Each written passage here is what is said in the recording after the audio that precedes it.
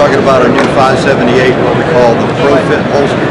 And the headlines for this, it fits over 125 different popular firearms. Almost all the polymer weapons is what we're intended to lock up on there. Real briefly, the way the design works is that we work on the principle of what we call a V-block. So if you have a V-block and you put anything that's got a radius, eventually if you push it into that V-block, it'll finally stabilize. Let's walk through the way this locks. So when you push the weapon in, just like this, it's going to take and cam over so it locks into position. It is locked. And then to get this reduced, we simply push this and this tab will fold out as we draw the weapon out. Okay? So again, this is the frame jack.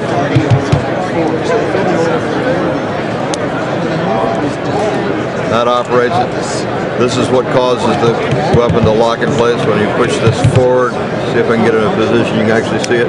Locks in behind it. To release it, you do that. The gun will actually release it. Shooting grip.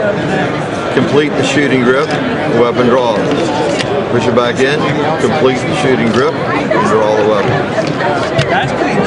By forming the shooting grip on the weapon, we are actually releasing the mechanism, the locking mechanism.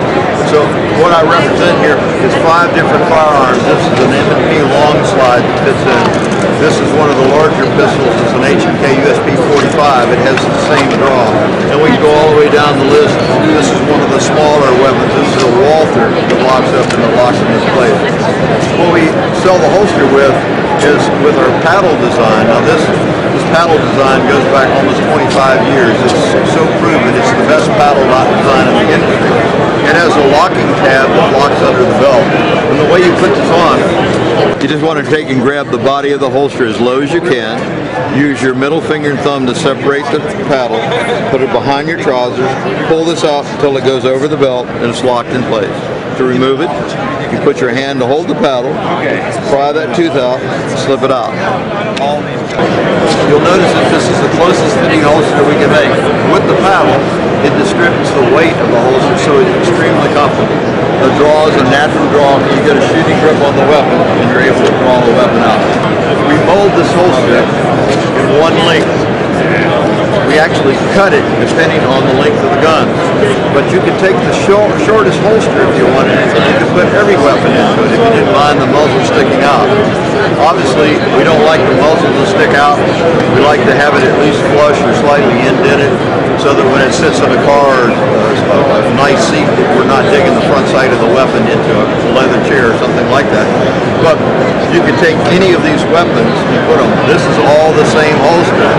Many of them are the same length, but the only difference is the length of the holster. So for a dealer, he can have 4 SKUs, 4 links, and he actually can fit 125 different firearms. The only limit is the width of the trigger guard. So when we have a weapon that has a smaller trigger guard, the problem is that it might not clear.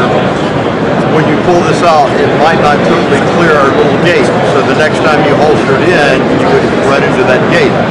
So what this does is fit all the weapons that have a similar size trigger guard. We don't know all the weapons that this fits. What we have is a list of weapons that we have tested, and it's an ongoing process. We've found another 25 weapons that work while we're here at the show.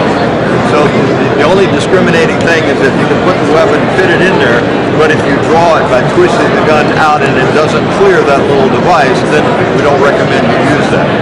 In the end, this is an ongoing project. We'll probably figure out a way to fit another whole bunch of guns. Retail on it is $55, and that's a great price for this holster. And it comes with a paddle and a belt slide. You can put the belt slide on if you don't like paddle holsters, or you can leave the paddle. The paddle is really the best design. But what we're looking at is a lot of people say, well, will this work for the 1911 or the Browning High Fire? The answer is the trigger guard is a little narrow and it doesn't clear the device. That's one. But number 2 is almost all the old metal guns are a lot thinner than the polymer guns. So for a concealment holster, we wouldn't recommend it anyway. However, in the next few months, we will have a model that fits all of those guns. So it fits the 1911s and the Browning High Fire. Then we'll have have that worked out. That'll be another model by itself. It'll fit the high fires, the CZ guns, all the old metal guns that are much narrower, 1/8 of an inch